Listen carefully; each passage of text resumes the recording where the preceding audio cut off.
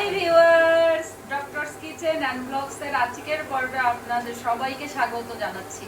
আপনাদের সাথে আছি আমি অধ্যাপক ডক্টর নাজনীন নাহার, ক্যান্সার রোগ নির্ণয় বিশেষজ্ঞ। তো আশা করি বন্ধুরা সবাই খুব খুব ভালো আছেন, আমিও ভালো আছি। আপনাদের মধ্যে ফিরতে পেরে সেটার আনন্দই তো আলাদা। হাসান তারিক চৌধুরী, বন্ধুদের জন্য কিছু বলেন। আমি এতদিন ভিডিও দেই নাই, আপনি একটা কিছু বলবেন না? না, এটা তোমাকে তোমার খুশি দেখেই বোঝা যাচ্ছে যে তুমি তোমার বন্ধুদের মাঝে ফিরতে পেরে বেশ পুলকিত আমি চেহারা। পোলাও রান্না করতেছি, আচ্ছা, দেখাই দিতেছি। একটু তেল আর একটু ঘি, এটার মধ্যে আমি পেঁয়াজটাকে ভেজে নিলাম, একটু হালকা ব্রাউন করে ভাজলাম। 1 কেজি চাল, 4 দিয়ে হইল, 4 কাপ। তোমার পোলাও তো ফেমাস, হ্যাঁ, একদম হালকা করে রান্না করতেছি। এবং বোঝাই যায় না এটা এত লাইট। এবং গ্যাসের চাপ খুব কম রে দোস্তরা, গ্যাসের চাপ কম। তারপরে বলেন আমার বন্ধুদের উদ্দেশ্যে কিছু বলেন। আমি এটা তোমার দেখাই পোলাও দিচ্ছি। তো আমি একটা বায়াস হয়ে যাবে, কারণ আমি এমনিতেই তোমার রান্নার ভক্ত। তারপরে দর্শকরা যদি একবার খেতে পারতো তাহলে আরো ভালো হতো আর কি, একদিন সেই উপায় তো নাই। আয়োজন কি করার যায় না বন্ধুদের জন্য কোনো একদিন? আচ্ছা, কোনো একদিন করতে হবে সেটা, তাই না? সেটা মিট টুগেদার, গেট টুগেদার কোনো একদিন ইনশাআল্লাহ হবে। মানে যদি চিন্তা থাকে। নতুন বছরে বন্ধুদেরকে কিছু বলেন। না, নতুন বছরে তো ভালো, মানে একটা শুভ সূচনা হোক। আবার এই নতুন ভাবে রান্নার আয়োজন এবং কথাবার্তা, গল্প, আড্ডা, এসবের মধ্য দিয়ে একটা নতুন উদ্দীপনা নিয়ে আবার শুরু করা যাবে। আমি একটু নাড়াচাড়া করি নাকি? হ্যাঁ হ্যাঁ,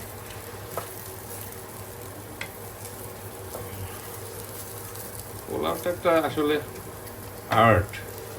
অনেক সময় অনেক জায়গায় দেখা যায় কি, যে পোলাওটা যেরকম, চালটা যেরকম সেদ্ধ হওয়া দরকার সেটা হয় না।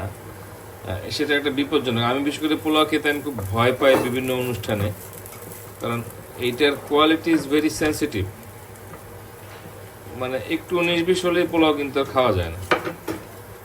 ফলে এটার পোলাওটা রেডি করা, তার প্রিপারেশন, তার অপটিমাম মানে বয়েলিং, বিষয়টা হচ্ছে তারপরে তেল ঘিয়ের পরিমাণ ইত্যাদি সবকিছু মিলিয়ে পোলাও যদি বিড়ম্বনা হয় তাহলে তো এই পোলাও এটা খাওয়া একদম ফুটানো পানি। আমি তো পোলার চাল 8 কাপ, কিন্তু আমি কিন্তু পানি দিলাম প্রায় 10 কাপ। কারণ হচ্ছে চালটা একটু সিদ্ধ হতে সময় নিচ্ছে।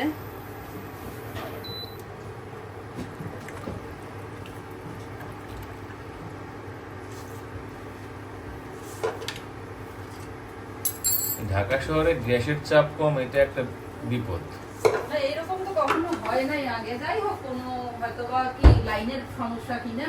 আমি তো গ্যাসের একেবারে যারা সিনিয়র দায়িত্বশীল বড় বড় কর্মকর্তা তাদের সাথে কথা বললাম। সেদিন এক দাদার সাথে কথা বললেন তো না? হ্যাঁ, তারা বললো যে একটু মানে এই সময়টাতে একটু চাপ কমে যায়, কারণ মানে মেইন লাইন থেকেই সাপ্লাই নাকি কম। ফলে এই ভোগান্তিটা, রান্নার এই ভোগান্তিটা ঢাকা শহরের বিভিন্ন জায়গায়। আমরা আশা করব নতুন বছরে এই সংকটটা কেটে যাবে, ইনশাআল্লাহ। মানুষ অন্তত রান্নায় স্বস্তি পাবে। এবং যারা এই বুঝতে পারেন, অন্তত চুলা যদি না জ্বলে তাহলে তো সবার ঘরেই সমস্যা। না, এখন এখন মোটামুটি ঠিক আছে, কোনো অসুবিধা নেই। এখন লাগবে না, লবণ দিয়ে ফেলছি। তো এটা সিদ্ধ হতে থাকবে না এখন? হ্যাঁ, এখন একটু হোক। আমি তো বন্ধুরা দেখুন, আমার পোলাওটা একেবারে কমপ্লিট। এটা মানে কি বলবো, আমি এটা দেখতেও যেমন হয়েছে খেতেও তেমনি হবে। এটা কিন্তু মানে সিদ্ধটা একদম অপটিমাম। মানে অপটিমাম বলতে আমি বুঝাই ঠিক যেটা দরকার ঠিক সেটাই। হ্যাঁ, ঠিক যা দরকার।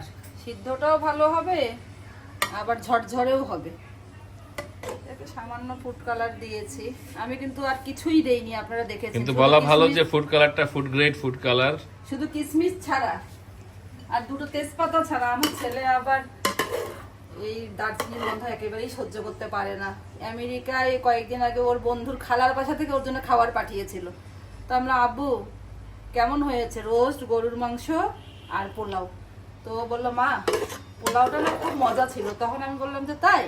তো আমরা, জানো মা একটুকু দারচিনি দেয় নেই। সেই জন্য তার খুব ভালো লাগছে। একদমই দারচিনির গন্ধ সহ্য করতে সে পারে না। তার দাদি, আমার শাশুড়ি কিন্তু আগে দারচিনি বেশি দিত, কিন্তু এই আমার তার নাতি হওয়ার পর থেকে, যখন থেকে নাতি খাওয়া বোঝে, তখন থেকে সে আর দারচিনি কমাই ফেলছে দেওয়া। তো বন্ধুরা দেখুন কত সুন্দর করে একটা 10 মিনিট টাইমের মধ্যে বলতে গেলে আমি পোলাওটা তৈরি করে ফেললাম। প্রথম 3 থেকে 4 মিনিট একটু হাই হিটে, তারপরে একেবারে লো হিটে দিয়ে রাখবেন। এটা সরাই ফেলি, একটা ছবি নেওয়া লাগবে না এর জন্য, থাম্বনেইলের জন্য।